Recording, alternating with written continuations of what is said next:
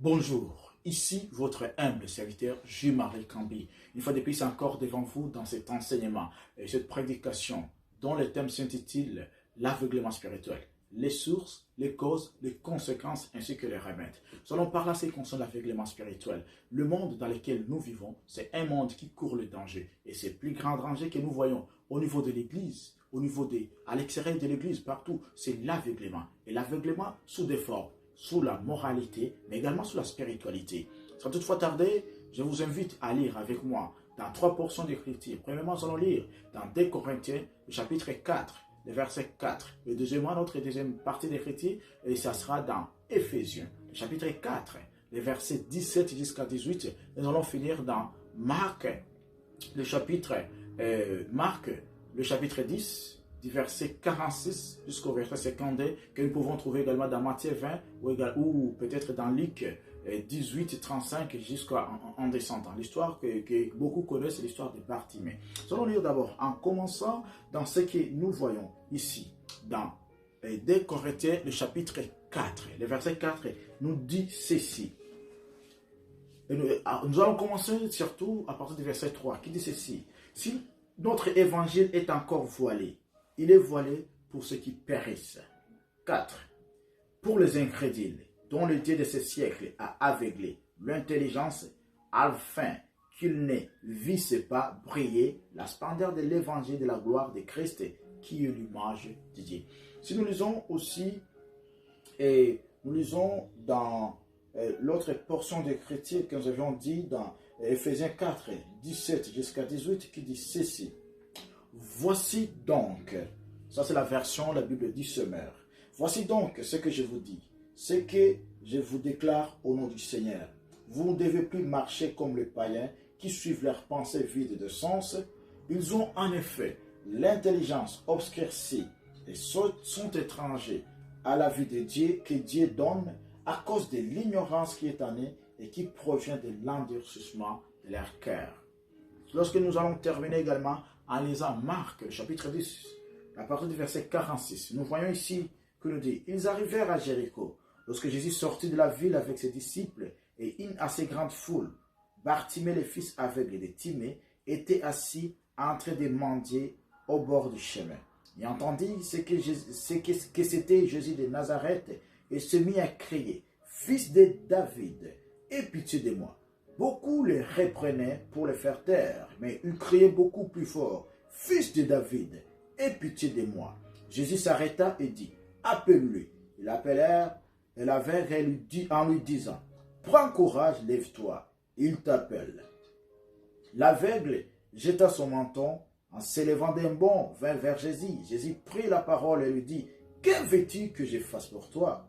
Mon maître, lui répondit l'aveugle, que je retrouve la vie. Jésus lui dit, vas-y, ta foi t'a sauvé. Aussitôt il retrouva la vie et il suivit Jésus sur le chemin. Amen. Comme je l'ai dit, le thème qui s'intitule l'aveuglement spirituel, les origines, les causes, les conséquences ainsi que les remèdes.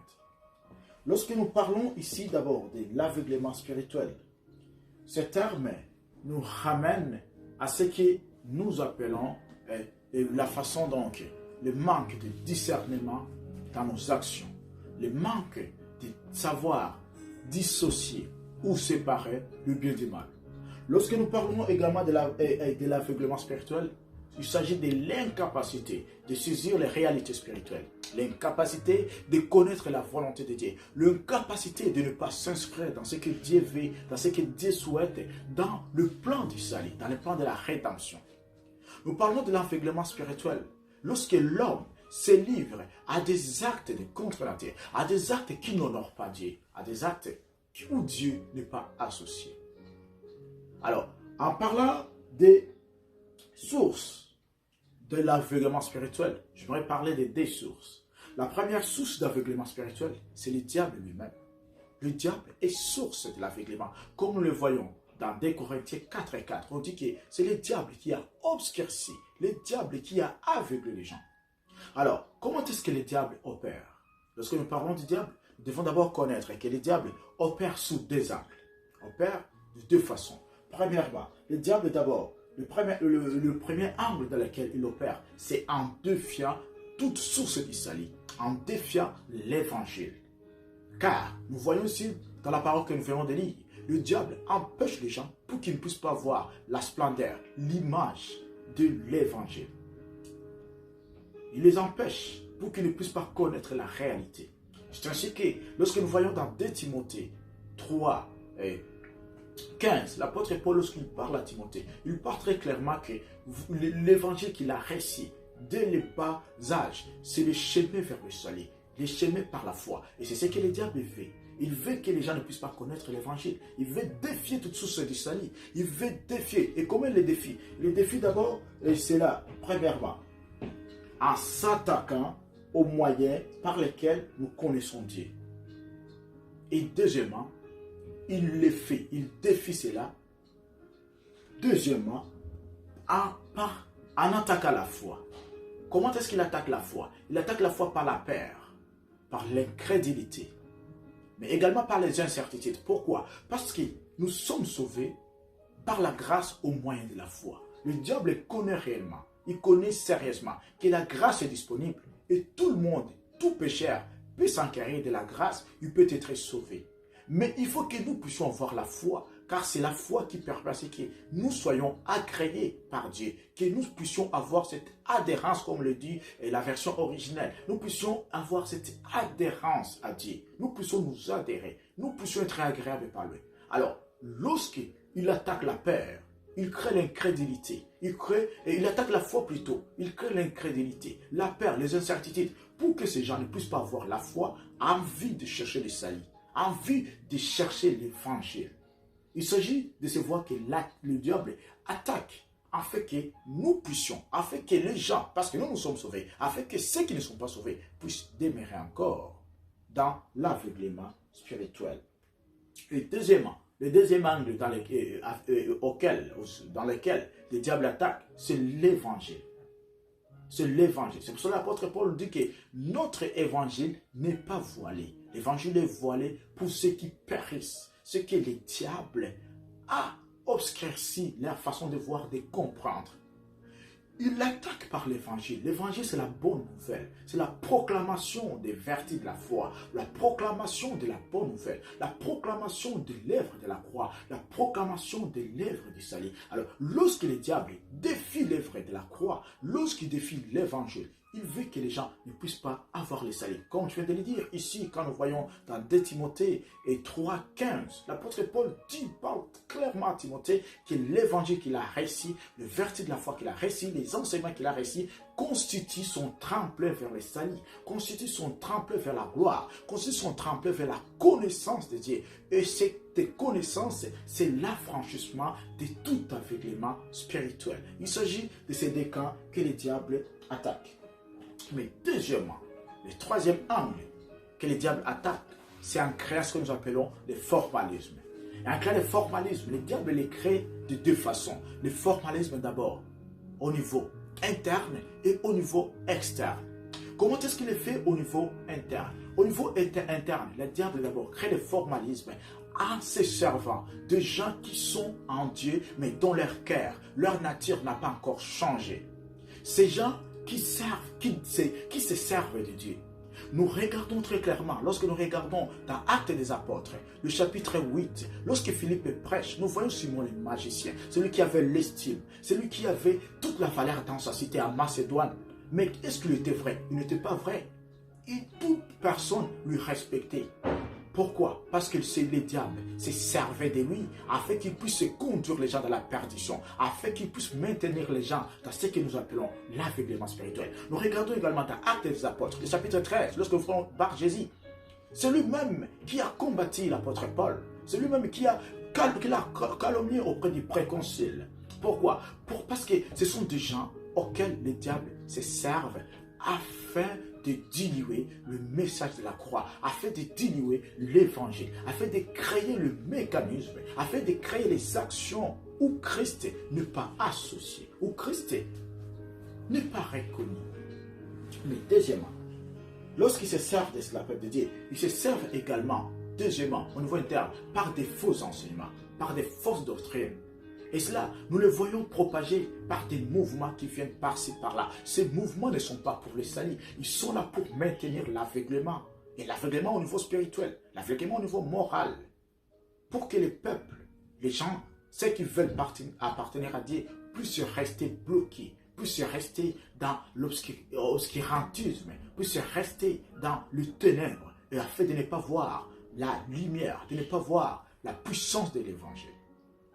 Mais également, troisièmement, au niveau interne aussi, nous voyons le diable fait, le fait par ce que nous appelons la séduction. Ces gens que le diable utilise, ces gens qui ont des cœurs qui sont détournés, ils opèrent par des séductions, par des faux miracles, par des fausses prophéties. Pourquoi? Envie d'attirer les gens vers eux et que ces gens restent attachés à des choses subtiles, à des choses futiles et de ne pas connaître la vérité. Alors, deuxièmement, le formalisme au niveau externe. Au niveau externe, le diable d'abord le fait par ce que nous appelons la duplication de toute facticité. Il fait dupliquer, mais des choses qui sont fausses. Des choses qui ne sont pas vraies. Il fait fausser. Et c'est pour cela que nous voyons lorsqu'il y a l'église, il y a toujours les mouvements qui sont parallèles. Donc des mouvements qui ne sont pas légaux, connus par Dieu, mais qui opèrent. À cela, nous voyons premièrement les sectes. Il y a plusieurs sectes qui sont là, qui pilulent par-ci, par-là. Mais ces sectes qui n'ont aucun fondement biblique, aucune base biblique. Et dont l'objectif, c'est la perdition, c'est de maintenir les gens toujours dans la perdition. Je me souviens, à l'âge de 10-11 ans, j'étais dans un mouvement où leur système, c'était la façon qu'ils calquaient les réalités spirituelles. Les gourous qui s'appelaient les dieux. Et je me souviens même ce qu'il entourait, qu'on appelle des 4 êtres vivants, et d'autres qu'on appelle les 24 veillards, et les membres qu'on appelle qui sont des rois. C'est calqué, alors que dans la réalité, il n'y a rien. Ce sont des mouvements sataniques. Des mouvements qui consistent à faire perdre les gens. Mais également, le diable crée cela, comme je l'ai dit au niveau externe, en créant ce que nous appelons les mouvements ésotériques. Ces mouvements qui consistent à dire qu'ils veulent sauver l'homme. Sauver l'homme au niveau des physiques, au niveau de la chair. Mais spirituellement, il consiste à faire perdre l'homme. Et l'aveuglement dont je parle ici, c'est l'aveuglement spirituel. C'est cet aveuglement qui nous empêche de voir les réalités divines, de voir la volonté de Dieu, qui nous empêche de voir les plans de Dieu. Mais troisièmement, également, cela s'est fait par des fausses religions. Il y a beaucoup de fausses religions, des religions dont, dans l'apparence, on peut croire que ce sont des religions, alors que ce n'est pas ça. Alors que nous ne sommes pas sauvés par la religiosité, nous sommes sauvés par les rois de gloire, nous sommes sauvés par Jésus-Christ. Et comment détecter ces fausses religions? Comment détecter ces sectes? Comment détecter ces mouvements ésotériques? On les détecte sur leur message. Leur message n'est pas fondé sur Jésus-Christ. Il y a d'autres qui te diront qu'on doit séparer Jésus et Christ. Il y a Christ, il y a Jésus. C'est faux. 100% homme, 100% Dieu. Jésus n'est pas séparé de Jésus-Christ. Mais il y a ceux qui te diront de ça. Il y a des gens qui te diront que non, Jésus-Christ est un simple prophète. Il est venu le partir les morts. Mais non, Jésus-Christ c'est le roi de gloire. C'est le Dieu vivant. Je le confirme et je l'assume. C'est le roi de gloire, c'est le Dieu vivant. 100% Dieu, 100% homme. Il n'y a aucune séparation entre Jésus et Christ. C'est la même personne, la même divinité. L'image visible de Dieu, comme le dit sa parole. Mais la deuxième source d'aveuglement spirituel, c'est la nature non régénérée de l'homme. L'homme non régénéré, peuple de Dieu, présente un danger. Car la nature non régénérée, c'est la nature qui n'a pas encore subi la transformation, le renouvellement. C'est la nature qui représente par des choses, par ce que nous appelons l'homme animal ou l'homme naturel et l'homme charnel. Parce que la parole nous dit clairement, l'apôtre Paul nous dit que l'homme naturel ou l'homme animal ne peut pas saisir les réalités spirituelles. Parce que pourquoi? C'est spirituellement qu'on en juge. Quand quelqu'un est à l'état naturel, à l'état animal, à l'état charnel, il n'est pas encore transformé. Il est obscurci. Obscurci pourquoi? Obscurci d'abord parce que nous voyons beaucoup de choses. Parce que d'abord, cet homme-là est dominé par ce que nous appelons l'incrédulité, est incrédule. Et l'incrédulité, nous voyons que c'est l'absence de la foi, parce que nous sommes sauvés. Comme il est dit dans Éphésiens 2, à partir du verset 8, nous sommes sauvés par la grâce au moyen de la foi. Et l'incrédulité, c'est le contraire de la foi. L'incrédulité qu'on appelle dans le grec apistis, donc l'absence totale, ce qui annule totalement la foi. C'est ce qui caractérise celui qu'on appelle l'homme naturel. Mais également, par ce que nous appelons l'obscurantisme de l'intelligence, donc l'intelligence qui est obscurcie, la difficulté de savoir dissocier ce qui est vrai de ce qui est mal. Vous faites me dire, est-ce que oui, toutes ces personnes que nous voyons, qui ne sont pas dit, est-ce qu'ils n'ont pas d'intelligence? Je n'ai pas dit cela. Ils ont l'intelligence charnelle, mais non pas l'intelligence spirituelle. Car l'intelligence spirituelle permet que nous puissions saisir la révélation de Dieu. Nous puissions connaître qui est Dieu. Nous puissions marcher dans sa crainte. Nous puissions marcher selon sa parole. Mais également que nous puissions agir selon ce que Dieu nous recommande, afin que nous puissions entrer dans le salut, dans le plan du salut. Nous puissions entrer dans le plan de la guérison, dans le plan de l'éternité. Mais ces hommes, l'homme, la nature non régénérée, c'est une nature dont l'intelligence est obscurcie, l'intelligence est noire, l'intelligence est dans les ténèbres. Il est incapable de voir la réalité spirituelle, incapable de connaître même les actions qu'il fait, incapable de connaître même le mal qu'il commet à l'autre, le blessure qu'il commet à l'autre. Pourquoi? Parce que l'intelligence, ce n'est pas une intelligence qui est divine, ce n'est pas une intelligence qui est éclairée par le Saint-Esprit. Parce que le Saint-Esprit, lorsqu'il nous éclaire, la Bible nous dit clairement, il vous enseignera toutes choses. Mais la nature non régénérée, il n'y a pas la présence du Saint-Esprit. Il ne peut pas être enseigné par le Saint-Esprit, elle ne peut pas être conduite par le Saint-Esprit. Troisièmement, il y a également ce que nous disons, l'endurcissement du cœur. La nature non régénérée est endurcie. Et cet endurcissement conduit tout droit vers l'enfer. Conduit tout droit vers la perdition. Conduit tout droit vers là où Dieu n'existe pas. Là où il n'y a pas la présence de Dieu. Mais quatrièmement, cette nature est dominée par ce que nous appelons les œuvres de la chair, que nous voyons dans Galates, le chapitre 5 à partir du verset 17.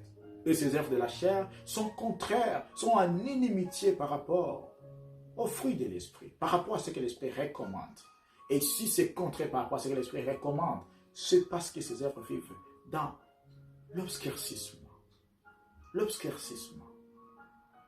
Outre cela, après les causes, après ce que nous appelons appeler les sources, je vais parler à ce qui concerne les causes. En parlant des causes, je voudrais d'abord parler. La première cause de l'aveuglement spirituel, c'est l'inconscience. L'inconscience face à trois choses. L'inconscience face au devenir, l'inconscience face à l'avenir, mais l'inconscience est face à la démarcation entre l'avoir et l'être. Quand je parle de l'inconscience face au devenir, c'est lui qui est aveuglé spirituellement, peuple de Dieu. Il est incapable de connaître qui il est. Il se voit de la manière dont il est, il se définit physiquement, il se définit au niveau de l'apparence, mais spirituellement, c'est le vide que nous voyons. Et celui qui est aveuglé spirituellement, peuple de Dieu, il s'en fout de son avenir, il se contente du présent, il se contente de ce qu'il a, de ce qu'il trouve, de plaisir dans lequel il vit, de plaisir, de ce qui lui procure le plaisir, de ce qui lui procure l'intérêt immédiat. Il ne pense pas à Dieu. Christ n'est même pas reconnu. Et d'autres, s'ils reconnaissent Christ, ils les relèguent au dernier plan. Pourquoi? Parce qu'ils sont aveuglés spirituellement. Parce qu'ils ne voient pas les réalités spirituelles. Parce qu'ils ne comprennent pas les réalités spirituelles. Parce qu'ils ne saisissent pas. Ils ne saisissent pas ce que l'Esprit recommande. Ils ne saisissent pas le mode de vie de ceux qui sont régénérés, ceux qui sont transformés par la puissance, par le sang de l'agneau.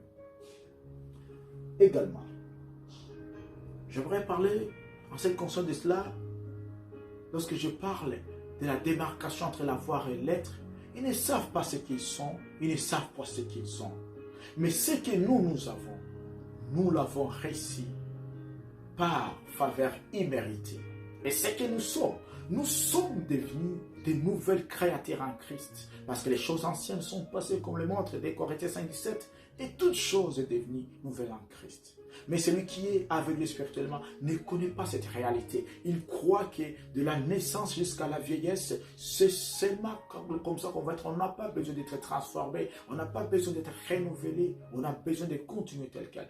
Non, je vous dis, mon frère, ma soeur, si vous vivez dans cette voie, si vous vivez dans cette façon, sachez très clairement que vous avez besoin de renouvellement. Vous avez besoin de la transformation. Vous avez besoin d'avoir une nouvelle nature. Cette nouvelle nature permettra que vous puissiez voir clairement, vous puissiez connaître, vous puissiez saisir et que vous puissiez également posséder votre héritage.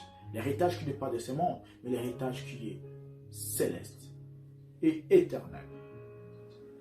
J'aimerais parler surtout des caractéristiques de l'aveuglement.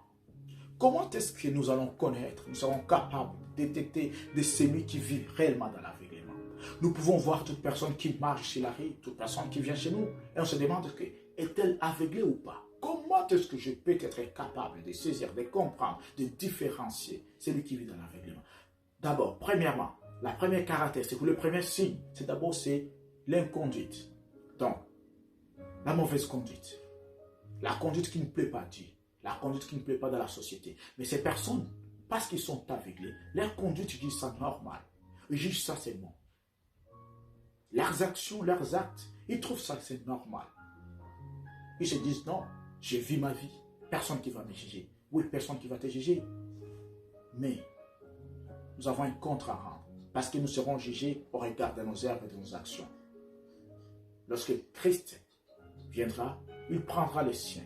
Et ceux qui resteront ici, nous passerons tous au tribunal du Christ. À ce tribunal, chacun sera jugé au regard de ses actions, au regard de ses œuvres, au regard de ce qu'il a fait. Malheur, si vous êtes aveuglé spirituellement, malheur à vous. La deuxième caractéristique, c'est ce que nous appelons l'égocentrisme. Celui qui est aveuglé spirituellement, c'est un égocentrique. Pourquoi? Parce qu'il voit seulement que sa simple personne. Il se voit seulement. Il ne voit pas qu'il y a autrui. Et même, si la personne peut blesser une autre personne, il croit que c'est normal, c'est bon. Pourquoi? Parce que son intelligence est obscurcie. Parce que ses pensées sont obscurcies. Son cœur est endurci dans le mal. Obscurci par le mal, par les ténèbres. Obscurci par ce qui n'édifie pas, mais obscurci par ce qui détruit. Obscurci par ce qui ne ramène pas vers Christ. Obscurci par ce qui réprouve vers Christ. Ce qui est loin de Jésus-Christ. L'égocentrisme est même à son paroxysme. C'est ainsi que nous voyons que ceux qui sont aveuglés blessent les autres, provoquent des guerres, ils font des actes ignobles. Pourquoi? Ils s'en foutent. Ils ne voient que leurs intérêts, ce qui procure leur intérêt dans leur vie. Malheur à vous si vous êtes aveuglé spirituellement et si vous êtes caractérisé par toutes ces caractéristiques. Mais troisièmement aussi, c'est ce que nous appelons les mimétismes. Donc, ils cachent leurs défaillances dans les déguisements ou par les déguisements. Ils se déguisent.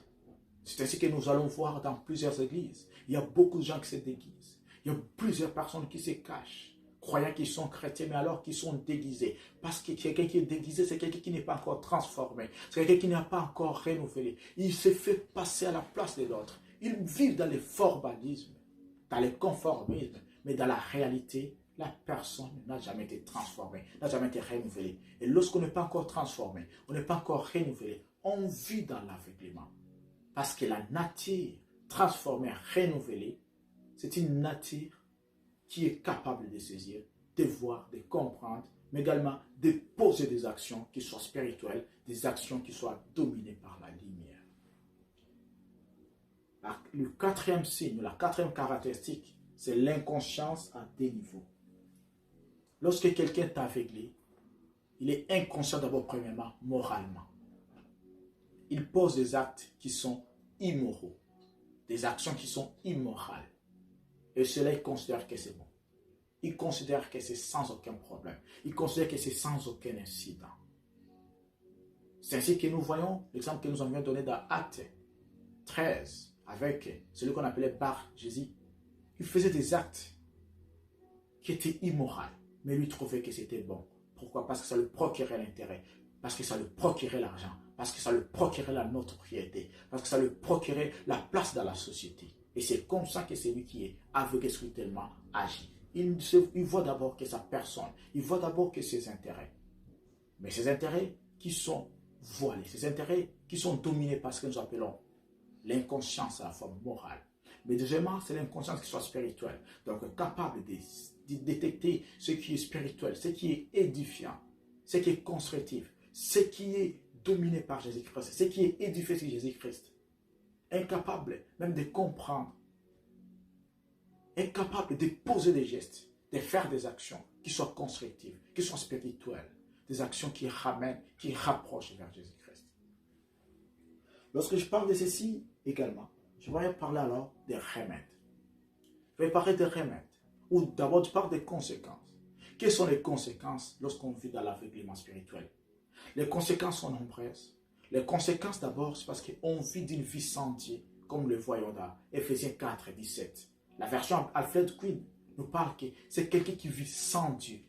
Quelqu'un qui est loin, éloigné, qui est ennemi à la vie de Dieu. Quelqu'un dont Christ n'existe pas dans sa vie. Et nous savons clairement, peuple de Dieu, nous savons clairement, bien-aimés, lorsque Christ n'est pas le fondement de notre vie, nous sommes perdus.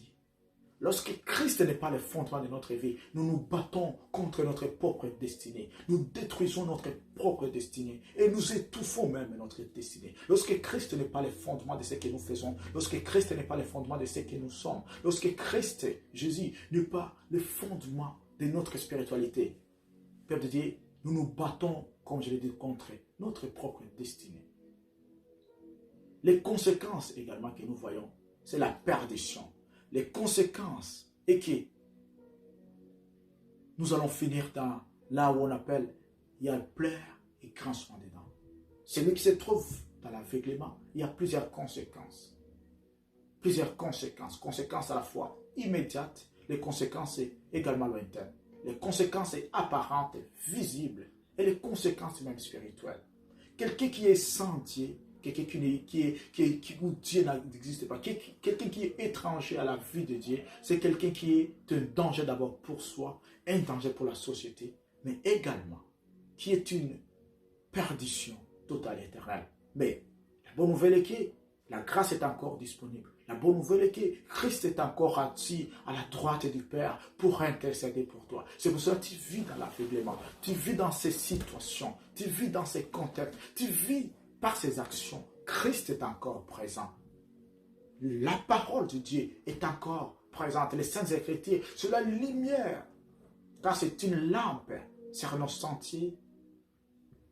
C'est une lumière sur nos chemins. C'est une lumière pour notre vie. Celui qui sert cette parole, comme le dit le psalmiste, je sers cette parole fort dans mon cœur afin de ne pas pécher. Cette parole guide, garde. Cette parole également indique le chemin. Cette parole ouvre les yeux. Parce que l'aveuglement spirituel, c'est une affaire du cœur. Celui qui est aveugle spirituellement, son cœur est endurci, donc son cœur vit dans le ténèbre. Son cœur vit dans l'obscurcissement, l'obscurantisme. Son cœur vit dans des situations qui sont inconfortables. Il y a plusieurs conséquences, mais Christ est encore vivant. Au lieu de subir ses conséquences, de subir ses causes, c'est possible. Et c'est possible encore que nous puissions faire ce qui est important, que nous puissions faire ce qui est mieux, que nous puissions faire encore une décision cruciale, une décision importante pour notre vie. Et cette décision, c'est d'accepter Jésus-Christ comme Seigneur et Sauveur de notre vie. C'est d'accepter Jésus-Christ comme notre Roi de gloire. C'est d'accepter Jésus-Christ comme celui qui sauve, celui qui est incomparable. C'est de connaître Jésus-Christ, d'être en intimité avec lui. Car l'intimité avec Jésus-Christ permettra ce que nous puissions être particuliers, nous puissions être distingués. Nous puissions être des gens, des références en matière d'évangile. Si Paul est la référence, si Pierre est la référence, c'est parce qu'ils ont bravé cet aveuglement. Ils ont refusé, je ne peux pas vivre, ni marcher dans l'aveuglement, mais je vais marcher dans la lumière de Dieu. Marche dans la lumière de Dieu. Oui, c'est possible, c'est faisable, c'est possible. Christ est encore vivant. Christ est encore présent. C'est ainsi que j'aimerais parler à ce qu'on les remèdes. Il y a 7 principes. Ce principe qui permettra ce que nous puissions sortir de l'aveuglement. Ces principes, nous l'apprenons par Bartimée. Nous l'apprenons par Bartimée.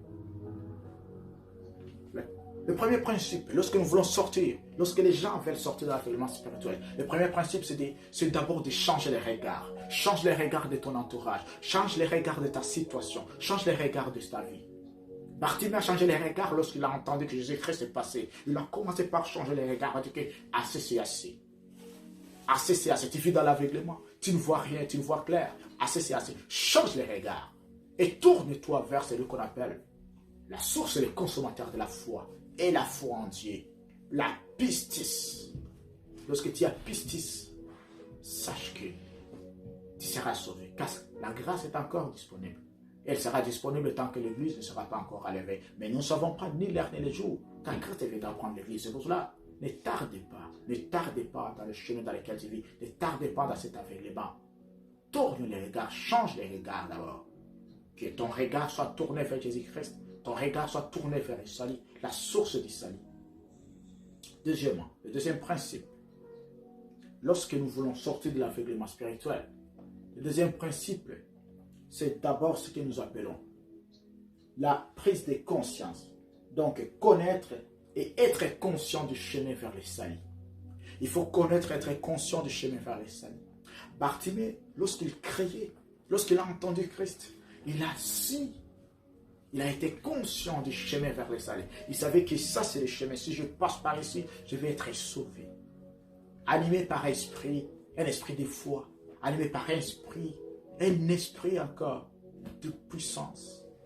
Et cet esprit est encore disponible pour vous et pour moi. Cet esprit est encore disponible pour vous qui vivez dans l'aveuglement surtout. Et troisièmement, le troisième principe, c'est l'appel à l'aide. L'appel à l'aide doit être accompagné par l'acte de foi. Bartimée a crié lorsqu'il a entendu dire que ce qu'il a demandé d'abord, en connaissant le chemin vers le salut, il a crié, il a fait l'appel à l'aide. Jésus-Christ, fils de David, aie pitié de moi. C'est lui qu'on appelle Nazareth, mais lui, il l'a appelé directement par son nom. Il a fait appel à l'aide. Mais lorsqu'on fait appel à l'aide, le quatrième principe, il faut connaître celui qui on appelle. Il faut connaître l'identité de Jésus-Christ. Il faut connaître qu'il y a un sauveur. Et ce sauveur, je vais te l'annoncer aujourd'hui, il s'appelle Jésus-Christ. Il s'appelle Jésus-Christ. Il est le sauveur de l'humanité. Il est le sauveur par excellence. Connais son nom. C'est pour cela que Bartimée crie d'abord le nom du sauveur. Il faut connaître le nom de celui qui va te sauver.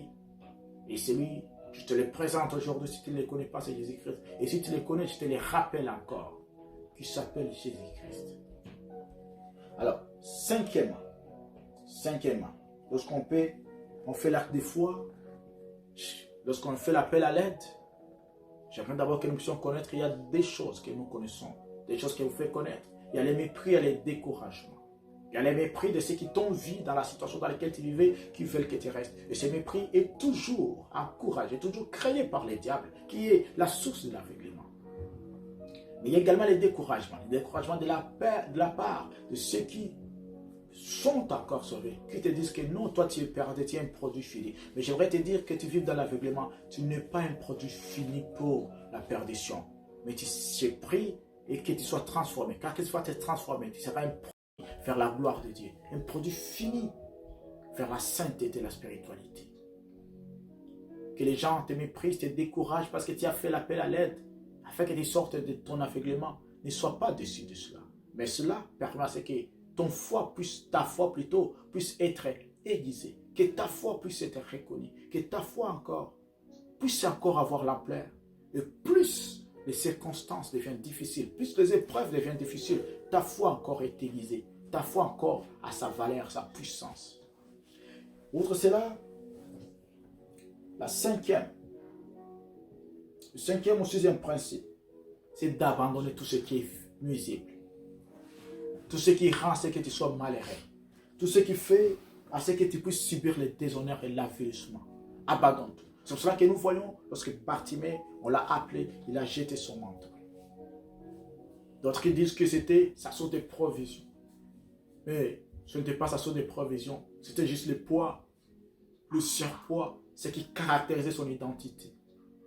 Il faut abandonner tout ce qui retient ton identité, tout ce qui retient ta nature, tout ce qui retient ta personnalité. C'est pour cela, Bartimée dit, on m'a trop reconnu par ce manteau, mais on ne me reconnaîtra pas par ce manteau d'aveuglement. On doit me reconnaître par un manteau qui est neuf. Parce que Christ, comme il a dit, il dit à Josué, le sacrificateur, on va t'enlever le manteau, les vieux habits, et on te revêtira un manteau qui est neuf. Oui, Christ le fait, car Christ te sauve, car Christ t'appelle, va te sauver.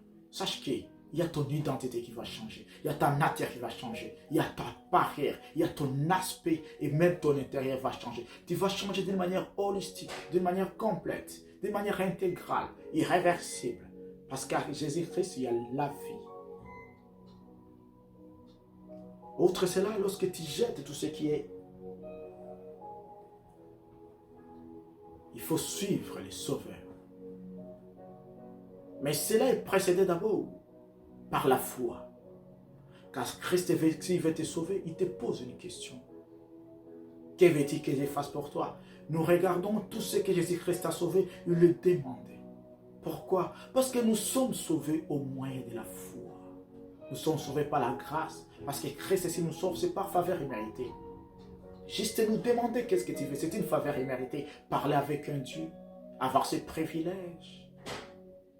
Mais pour que nous puissions réellement recevoir le salut. Pour que tu puisses être recouvré dans ton aveuglement spirituel, il faut que tu puisses avoir un esprit de foi. Il faut que tu puisses éliminer toute incrédulité. Tu puisses éliminer tout endurcissement du cœur. Tu puisses éliminer tout obscurcissement de ton intelligence. Et après cela, suis Jésus-Christ. Bartimée, on dit, après avoir été sauvé, il a suivi Jésus-Christ. Christ te sauve de ton aveuglement. Suis Jésus-Christ. Nous avons été tous dans l'aveuglement spirituel. Nous avons vécu tous dans des vies qui ne convenaient pas à Dieu. Mais une fois que nous avons été sauvés tous, je sers Dieu. Et servir Dieu pour moi, c'est un privilège. Servir Dieu pour moi, c'est le métier que je trouve excellent dans le monde. Pourquoi? Parce que Christ m'a lavé. Il m'a purifié. Il m'a transformé, m'a renouvelé. Oui, c'est possible. Christ est capable de vous renouveler. Il est capable de vous transformer. Capable de vous faire habiller encore un habit neuf. Accepte, prends conscience de ton aveuglement. Appelle à l'aide et l'esprit de foi. Suis Jésus-Christ. Appelle Jésus-Christ. Il est encore disponible. Il t'entend, il t'écoute. Mais aie la conscience. Ne vis pas dans l'inconscience morale, dans l'inconscience spirituelle. Ne vis pas au travers de tes actes qui te caractérisent. Non. Dis assez, c'est assez. Je ne veux plus vivre dans l'aveuglement. Je ne veux plus vivre dans le mal. Je ne veux plus vivre dans ce qui n'édifie pas. En fait, j'aimerais finir par dire, lorsque nous parlons de l'aveuglement, sachant qu'il y a 3 sortes d'aveuglement. La première sorte d'aveuglement, c'est l'aveuglement qui est physique. Cet aveuglement physique relève de la pathologie, de la maladie que nous voyons. C'est ainsi que nous voyons Bartimée, c'est qui nous avions parlé.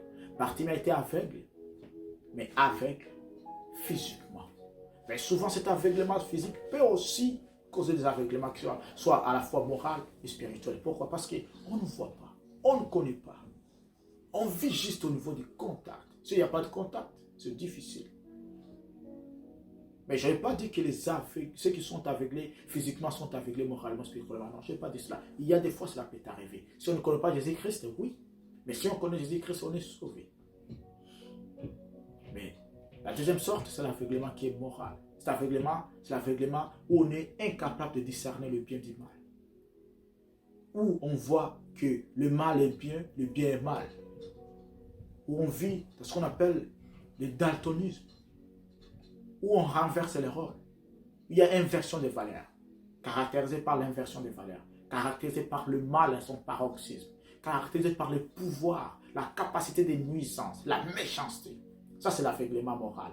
Et cet aveuglement moral se trouve au milieu. Celui qui vit dans l'aveuglement moral, s'il ne parvient pas à sortir dans cette étape, il tombe dans le péché, il tombe dans la perdition. Mais celui qui parvient à sortir de cette étape, il s'en va vers la spiritualité. C'est ainsi que nous voyons l'aveuglement spirituel. Cet aveuglement où on ne connaît pas Christ, où on ne s'associe pas à Christ, où Christ n'est pas le fondement de notre vie, où il y a des intérêts totaux de ce qui concerne les réalités spirituelles, des intérêts totaux de ce qui concerne Jésus-Christ. Alors, aujourd'hui, je viens auprès de vous demander, quel que soit le niveau d'aveuglement dans lequel vous vous retrouvez, dans lequel vous êtes, Sachez que la grâce est encore disponible. Sachez que Jésus-Christ est encore disponible. Sachez que la puissance de Jésus-Christ est encore disponible. Oui, le Saint-Esprit est encore présent. Le Saint-Esprit est encore là. Et le Saint-Esprit est là pour vous accorder le salut, pour vous accorder encore la puissance, l'autorité, pour que vous puissiez marcher d'une manière digne, d'une manière qui convienne, d'une manière où Jésus-Christ régnera dans votre vie. Christ est encore vivant, Christ est encore présent. Sortez de l'aveuglement spirituel, sortez de la cécité spirituelle. Christ est encore, il est là, il veut vous redonner la vie, vous redonner la vision. Et lorsque vous aurez la vision, vous aurez la révélation de Dieu. Vous verrez tout le bonheur. Vous direz, oh Seigneur, pourquoi avoir passé tout ce temps dans le mal? Pourquoi avoir passé tout ce temps dans la perdition? Pourquoi avoir passé tout ce temps dans l'aveuglement? Christ vous aime. Jésus-Christ vous aime. Jésus-Christ vous sauvera. Il est votre sauveur, sauveur par excellence. Acceptez-lui comme Seigneur et sauveur de votre vie et vous verrez clairement. Vous connaîtrez clairement. Vous connaîtrez la vérité. Et cette vérité vous rendra libre, vous affranchira. Vous verrez clairement. Vous verrez la gloire de l'agneau. Vous verrez la gloire du Père. Et par-dessus tout, vous allez hériter la vie éternelle. Je prie que Jésus-Christ puisse illuminer les yeux de vos cœurs. Je prie que le Saint-Esprit puisse prendre le contrôle de votre être, à savoir le corps, l'âme et l'esprit, afin que vous soyez saints, transformés, renouvelés, et quand Christ reviendra, puisse vous prendre. Oui, c'est possible. Si moi j'ai changé, si moi je prêche la bonne nouvelle, c'est possible pour vous. Je n'ai pas vécu dans la... Je n'ai pas été né, ou je ne suis pas né dans la sainteté. Nous avions commis des péchés. Nous avions été dans l'aveuglement. Mais Christ nous a ouvert les yeux. Nous avons vu les merveilles qui se rattachent à la parole de Dieu.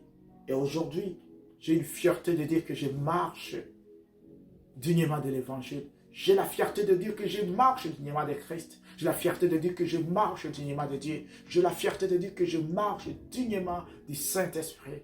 Oui. Pourquoi? Parce que j'ai refusé. Un refus, c'est possible. Nous allons prier ensemble. Père, nous t'élevons pendant ce temps, ces moments. Je vais te confier mon frère. Je vais te confier ma sœur, Père. Illumine les yeux de son cœur. Illumine ses sentiers et sa vie. Illumine tout ce qui est en elle, afin qu'elle te voie, afin qu'il te voie, afin que toutes ces personnes te connaissent que c'est toi qui es la source du salut, connaissent que c'est toi qui es la source de la joie, connaissent que c'est toi qui es la source de la paix, connaissent que c'est toi qui es la source de la tranquillité. Connaissent, Père, que sans toi nous ne pouvons rien, sans toi nous sommes rien, et sans toi rien ne peut être opéré ni être fait.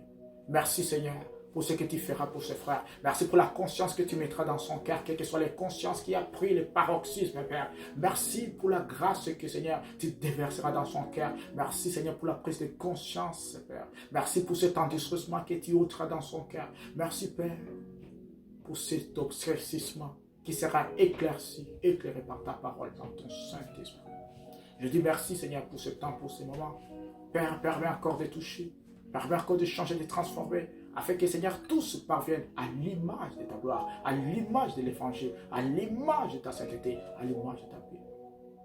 Père, tu as dit que tu donneras un cœur nouveau. Accorde un cœur nouveau à celui qui est perdu. Accorde un cœur nouveau, Père. Ôte les cœurs de pierre et mets, Seigneur, le cœur de chair. Afin, Père, que dans sa nouveauté, dans son identité, dans sa transformation, il puisse ou elle puisse être attachée à toi. Je crois à ton nom, je crois à ta sainteté. Toi, Père, qui as la puissance qui agit à nous, infiniment au-delà de ce que nous pensons et imaginons, agis, transforme, renouvelle. Merci, Papa. Merci, Seigneur Jésus. Merci pour ce que tu feras pour mon frère. Merci pour ce que tu feras pour ma soeur. Merci pour ce que tu feras, Père. Afin que dans la vie de mon frère et de ma soeur, il puisse y avoir un avant et un après. Et je sais, Père, que tu les feras par ta puissance et ta gloire. À ton nom saint, Seigneur Jésus-Christ, éternel et saint, et je vais prier. Amen. Oui, c'est possible. C'est possible de quitter de l'aveuglement. Merci de nous avoir suivis. Que Dieu vous bénisse. À très bientôt.